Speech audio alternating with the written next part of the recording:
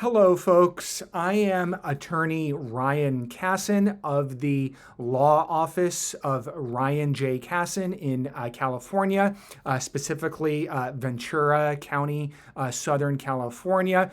This is my YouTube channel. If you are watching this video on YouTube, A State of Affairs. In this particular video, we're going to talk for a couple minutes on a special type of California irrevocable trust for Medi-Cal eligibility. In a prior video, I touched on the basic elements or requirements for Medi-Cal long-term care eligibility. Right now, we're just going to look at and talk about a particular type, as I said, of irrevocable trust that helps somebody become eligible for Medi-Cal or Medicaid long-term care eligibility in the future.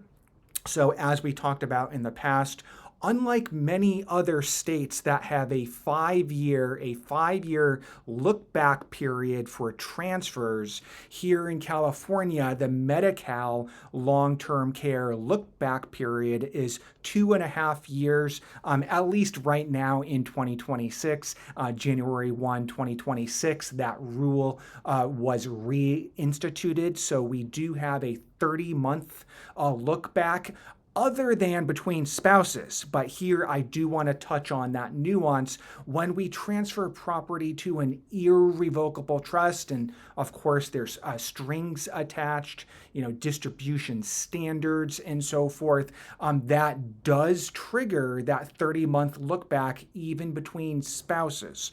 But if you were to add your spouse to the deed, for instance, to your house, or to transfer a brokerage account to your spouse in his or her name, that is not subject to the 30-month look back. But right now, again, we are talking about a particular type of irrevocable trust. So even if your spouse is the beneficiary, you still want to be careful to institute and to fund property, to transfer a bank account, for instance, or the primary residence, or a secondary investment property to that irrevocable trust before you, as the trust maker, the grantor, need to qualify for or need to be eligible for Medi-Cal long-term care benefits, which again is a 30-month window, a 30-month look-back period. So if you were to transfer your, $500,000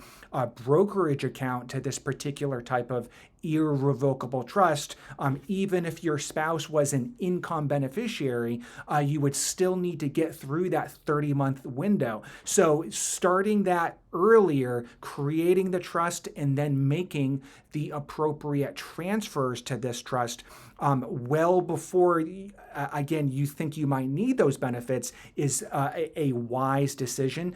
So talk to your estate planning attorney, talk to your trusted advisors. Again, hopefully an estate planning or elder law attorney before that time comes. So if you are a young retiree, any retiree, or perhaps you have an early unfortunate diagnosis of something like early onset dementia or Parkinson's, and you want to create that nest egg for your spouse or other family members or potentially friends and other loved ones, to try to maintain something for those beneficiaries. You can do that in advance with proper planning and proper counsel. So the particular type of trust we're talking about, as you can see on this slide in this video, is a Medi-Cal Asset Protection Trust. Again, a MAPT or MAPT, Medi-Cal Asset Protection Trust. You are the trust maker. This trust is irrevocable. You generally do not need to file any special type of tax returns when you create this trust. For so-called gift tax purposes, it is an incomplete gift, and I'd be happy to talk to you about that.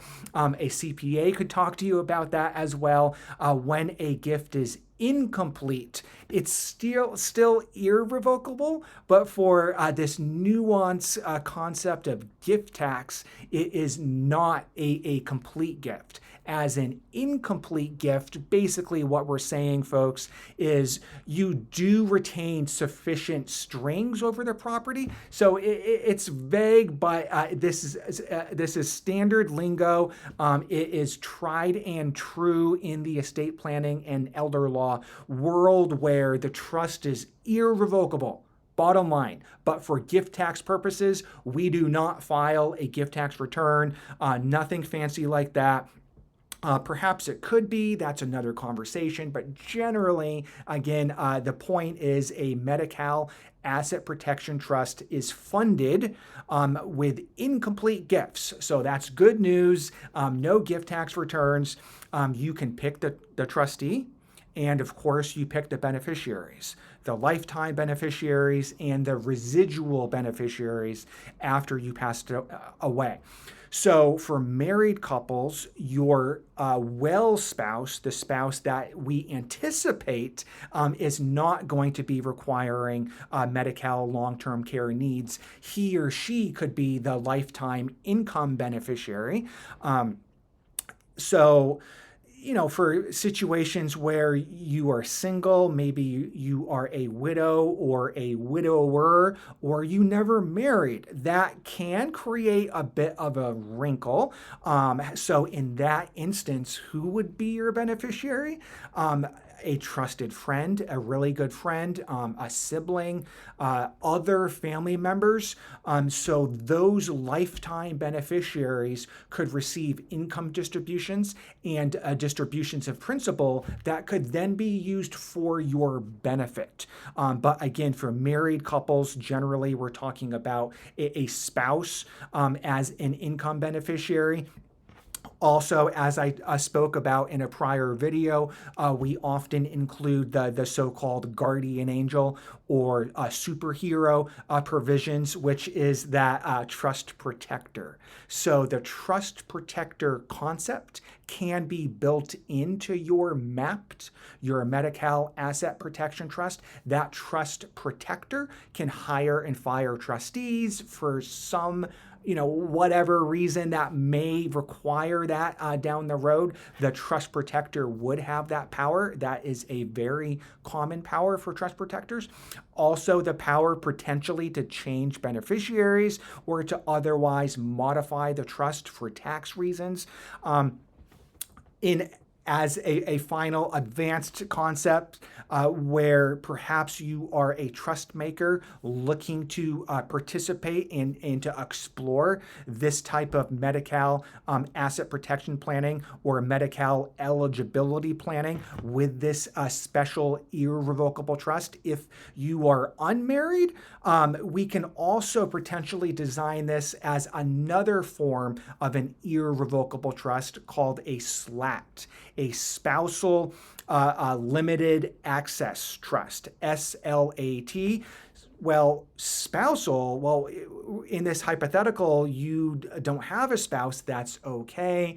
The trust would say, the SLAT would say, the beneficiary is my spouse, as my spouse may be from time to time. So the trade-off there is if you don't have a spouse and there's no beneficiary to receive distributions and you need distributions to the beneficiary who would then turn around potentially to allow you to benefit from those distributions, that would be a problem because there's no beneficiary if there's no spouse. So either you marry your best friend or we further have to think about creative irrevocable planning strategies. But again, oftentimes, if and when there is a spouse, the Medi-Cal Asset Protection Trust is a tried and true excellent Medicaid, Medi-Cal long-term planning tool to save, some type of inheritance for the residual beneficiaries, and first and foremost, right now, help maintain that potential future Medi-Cal eligibility if and when you, as the grantor, as the trust maker, need to become eligible. What if you get that stroke in 5 years, or you have a traumatic brain injury or a TBI in 3 years after that 30-month look back period expires? You would, while there's no guarantee, you would be well situated, having already created and funded your Medi-Cal Asset Protection Trust in advance, and having passed through that 30-month window. So, folks, I hope this is helpful. Take a look, or rewind this video if you want to look at that slide, that diagram where that kind of highlights what we talked about. Some key core concepts, planning flexibility. As you know, I am a fan of flexible trusts. Even irrevocable trusts can be designed with some flexibility. So, the key options and the key again, just basic, criteria of the MAPT appear in the diagram in this video.